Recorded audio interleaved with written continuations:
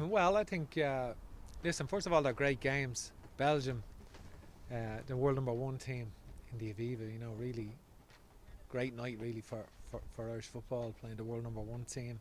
And Lithuania, uh, we're delighted to have two home games. The players, obviously, that have come into the squad, the new call-ups, Mark Sykes and Conor Ronan, it's their first time in the squad. Um, Mark has played very well for Oxford this year. He's really impressed us. He's been good for the last couple of years, but he's really excelled this season. Oxford, you would feel being the championship playoffs or the playoffs to get into the championship this year. And he's been very influential in that. Conor Ronan has had loan spells now in Slovakia, with Grasshoppers of Zurich as well, and now in Scotland. So he's gone the hard route, really. He's taken the difficult route, and he's shown a lot of character and a lot of quality with some of the goals he scored recently. What's important for them coming into the team and in order to bed in not only to the system and the way you play, but also into the team dynamic? What would you like to see from them over the next couple of weeks? Yeah, I think we're increasing our options ahead of the Nations League in June as well. I think that's in those critical positions. Conor's been part of the fabric of the Republic of Ireland team. Although he's Rochdale born lad, he's been since under 15s in the Irish team, and he's played at every level, and he knows the way we play. Mark, it's his first time in the setup, and so it'll be great to see them this week. Scott Hogan coming back into the squad as well. He scored 10 goals in the championship this year for Birmingham, and has played quite well and deserves his call up. No place for Aaron Connolly or Michael Obafemi. Why did they lose out? Well, I think neither were available for selection in this situation.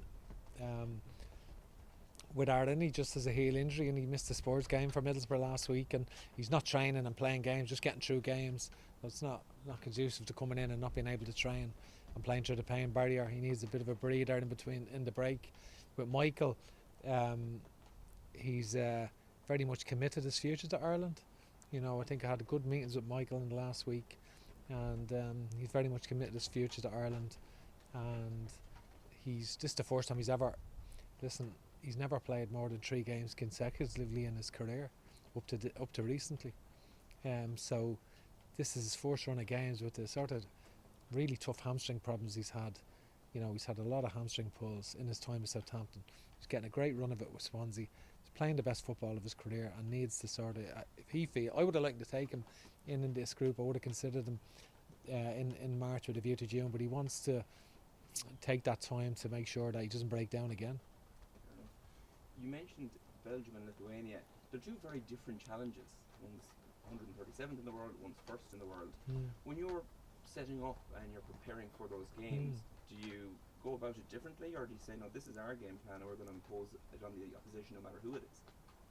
Well, the different tactical challenges, and Belgium obviously are very possession orientated. They dominate possession in a lot of their games. It's their aspiration to do that as well, and we have done that against some of the top sides. So it's the makings of a great game. They have a formidable squad. I know they've one or two notable absentees, but they still have a conveyor belt of talent, really, and they're very, very strong. All their players playing with top European clubs.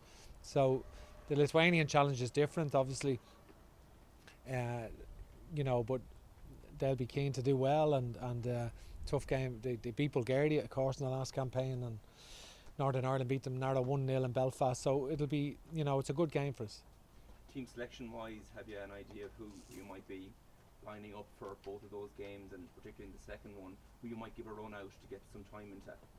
Yeah, it's too early to talk about it because a lot can happen in a week's training, and we'll have to see how people report after the weekend's games and train for the week and make our decisions based on that.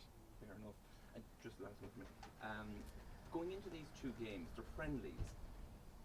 What are your targets? Obviously you want to win every game you play, but aside from that, what do you want to achieve out of these 2 games? Do you want to get minutes into lads? Do you want to see how lads gel in the team? What are your overarching goals going into these 2 games? Well, you can see the continual improvement in the team. You can see the fact that Ireland haven't been scoring goals on a regular basis for the last few years, and then we've scored in away games 3-0 twice in our last 2 away games. We've scored 4-0 and 4-1. We've won games 4-0 and 4-1. So you can see the players. We had a period where we were struggling to score, so you can see the real improvement in the players. We've gone against top European teams in Portugal and Serbia, and gone toe to toe with them and drawn both games at home and very narrow defeats away. So it's we can take confidence in that and take that into the games, and we want some players really to put themselves forward, because we have some injuries. Callum O'Dowd has missed out, and Adam Ida, of course, and Andrew Omabamidele missed out, and Enda Stevens, who's been an important player for us, so they're all injured in this camp, and so we need other players to come to the fore and put themselves in the frame for the Nations League in June.